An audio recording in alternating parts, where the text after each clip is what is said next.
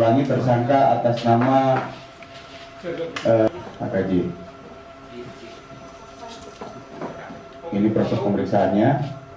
Ini pemeriksaan Praka RN.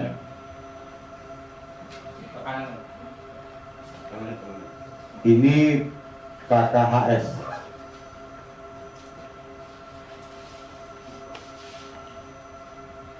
Ini Praka RN.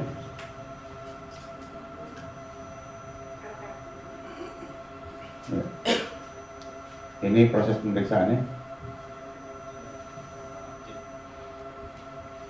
Praka RN.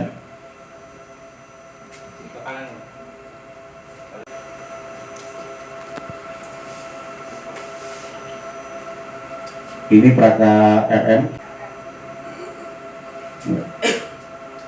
Ini proses pemeriksaannya. Oh iya siapa? Ini udah iya siapa? Jadi perlu saya sampaikan bahwa berarti tes siapa? proses hukum yang dilakukan oleh Pemdam Jaya ini berawal dari Udah belum?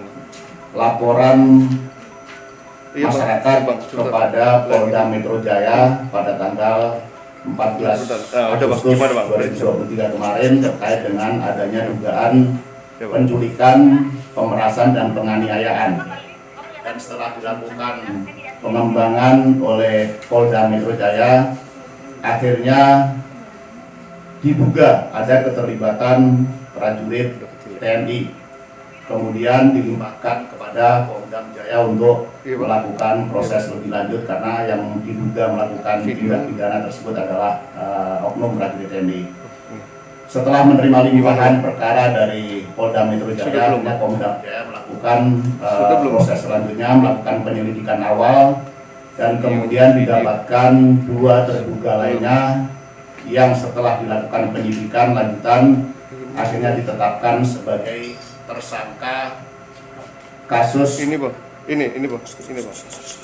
penculikan, pemerasan dan penganiayaan.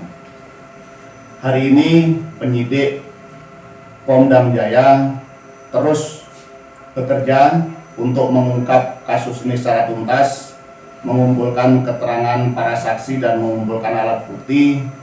Dan karena ini sudah menjadi perhatian masyarakat, Puspomad juga menurunkan tim untuk mensupervisi, membantu sekaligus ikut melakukan proses hukum dan juga dikonsultasikan dengan pejabat dari Hotmil, dari auditor militer, sehingga ini dipastikan bahwa proses hukum yang dilakukan oleh Pemdam Jaya terhadap kasus penganiayaan atau penculikan, penganiayaan dan pemerasan ini akan dilakukan secara benar, transparan, dan akan disampaikan kepada publik nantinya.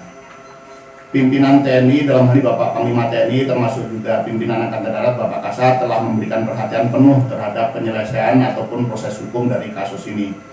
Dan pimpinan juga Bapak Kasat telah memerintahkan polisi militer untuk mengungkap tuntas kasus ini dan memberikan jeratan pidana seberat-beratnya sesuai dengan peran dari masing-masing tersangka nantinya. Ini tentu masih memerlukan proses penyidikannya, akan berlanjut hingga nanti pemberkasan dan akhirnya akan masuk ke proses peradilan. Kami berharap bahwa dengan penjelasan ini masyarakat yakin bahwa kita institusi TNI menjamin tidak ada impunitas apabila ada prajurit yang melakukan pelanggaran pidana.